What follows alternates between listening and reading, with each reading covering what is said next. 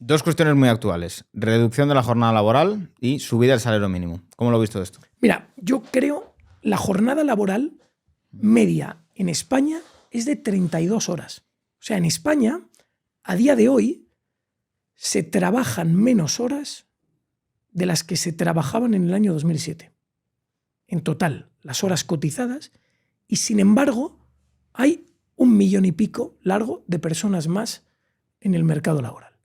Es decir, que hay más bocas para repartir menos pan. Esa es la situación de España.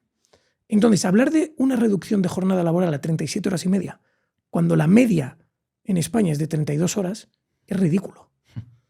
Es más, cuando vemos que en España se dan casos de pluriempleo, salían un dato el otro día en el que decían que hay en torno a 800.000 personas, 1 millón de personas, que están pluriempleadas en España. Es decir, que teniendo un trabajo no son capaces de llegar a fin de mes. Y esto son cosas que en España no se veían desde hace bastantes años. Pues ya la gente se tiene que estar volviendo al pluriempleo. Por cierto, para el pluriempleo no afecta la jornada laboral. Tú tienes un trabajo de 20 horas semanales y después tienes otro de 25 horas semanales. En total estás trabajando 45 horas semanales pluriempleado.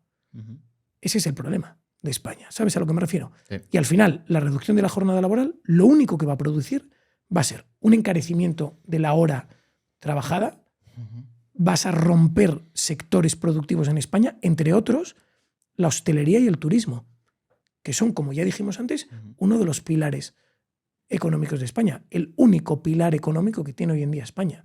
Es decir, en esa mesa que está coja y que solo tiene realmente una pata sólida, porque la otra es el Estado, vas a pegarle un tajo a esa pata, a esa única pata sólida que tienes.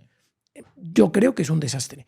Y, de nuevo, lo que tiene que pensar el gobierno es en volver a la senda del crecimiento. Tenemos que conseguir que España crezca de verdad. En Estados Unidos, a ti te despiden de un trabajo y al día siguiente tienes otro trabajo. Es que la gente renuncia a trabajos en Estados Unidos porque tienen más jornada de la que ellos quieren, porque tienes menos vacaciones, porque no puedes teletrabajar y renuncian a los trabajos. ¿Por qué? Porque saben que al día siguiente tienen otro. En España no te puedes permitir hacer eso. Ese es el problema. Porque si en España creciésemos, si en España hubiese desempleo cero, no existiría ningún problema de jornada laboral. Porque el que dice, oye, esta jornada es demasiado larga, o me das menos horas o no trabajo. Y si no, me voy a otro lado. Eso es lo que pasaría en una España que estuviese creciendo a los niveles que crecía en su día. Y en cuanto a salario mínimo interprofesional, esto lo tiene que entender todo el mundo que nos escuche. Quien gana con las subidas del salario mínimo interprofesional es el Estado. A ti cada vez que te suben 10 euros el salario mínimo interprofesional, el gobierno se está llevando prácticamente otros 10. Entre cotizaciones a la seguridad social, impuestos, primero los directos a la renta y luego los impuestos indirectos. Entonces, al final, es una ficción. Además de eso, estás haciendo recaer el coste de ese salario mejorado en las empresas. Pensemos en el típico bar en España o en una ferretería que tenga 2 empleados. ¿Tú te crees que esa ferretería no paga más porque es un avaro y no quiere pagar más? No paga porque no llega a fin de mes. Porque es que en España nos encontramos con que el sector comercial, la pyme, la pequeña y mediana empresa, los autónomos, 3 millones de autónomos en España, que no llegan a fin de mes. Es que de esos 3 millones de autónomos en España, hay 2 millones de ellos que facturan menos del salario mínimo interprofesional. Entonces, ¿tú crees que esa gente no paga más porque no quieren? No pagan más porque no pueden. Entonces, nosotros creemos que antes de imponer a las empresas un incremento en el coste, antes de eso, lo que tiene que hacer el gobierno es empezar a bajar todos los impuestos que hay aplicables al salario, desde las cotizaciones para las rentas más bajas hasta los impuestos para la renta. Por ejemplo, oposición con la cuota autónomo. Hemos propuesto que todos aquellos autónomos que facturen menos del salario mínimo interprofesional puedan optar por no pagar la cuota de autónomos, por una bonificación del 100% en la cuota de autónomos. serían años en los que no cotizarían para su jubilación, tendrían todavía el beneficio de la sanidad, pero se podrían beneficiar durante esos años en los que coticen menos de no pagar esa cuota de autónomos. Pensemos en el caso de personas que tengan ya un empleo como asalariados y que además se den de alta como autónomos para tener un segundo empleo. Podrían optar por no pagar la cuota de la Seguridad Social, por ejemplo. Esa es la propuesta que tenemos. Además de eso, proponemos la vuelta al anterior sistema en la que el autónomo elija su base de cotización, que era el anterior sistema antes de que el PP y el PSOE pactasen la reforma. Quienes sean autónomos nos entenderán, yo soy autónomo y recibo de repente el mensaje, han subido la cuota de cotización y de repente en el banco me aparecen 2 o 3 cargos adicionales a la cuota para compensar las cuotas del mes pasado o del mes anterior. O que es retroactivo.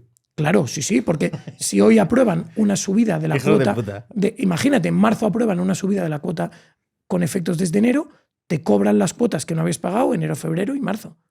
Claro, y de repente te llega un cargo de 5 euros, tac, tac, tac, tac, 3, tac, tac, tac, tac, y te cobran esos 3 euros. Bueno, cualquier autónomo que nos escuche, eso lo habrá visto. Yo creo que si el sector público funcionara como funciona Hacienda, vamos. O sea, yo creo que es la gestión más eficiente que puede haber.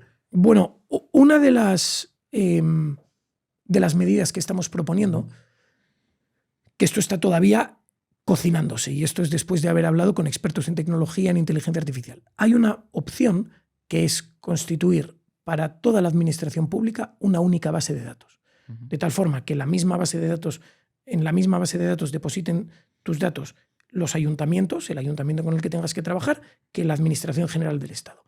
De tal manera que cada vez que tú tengas que relacionarte con la administración, tengan ellos ya todos tus documentos. Es decir, que no tengas tú que estar generando papeles y al revés, que cada vez que ellos necesiten algo de ti, ya tengan esa documentación. En lugar de marearte pidiéndote documentación a la puerta, la partida de nacimiento, aporta ahora el resguardo de la licencia, que todo eso ya esté en manos, porque tú eso lo has ido aportando a la administración pública. Lo que pasa es que como tienen compartimentalizadas sus bases de datos y entre sí no hablan, lo mismo, tarjeta sanitaria, una única tarjeta sanitaria.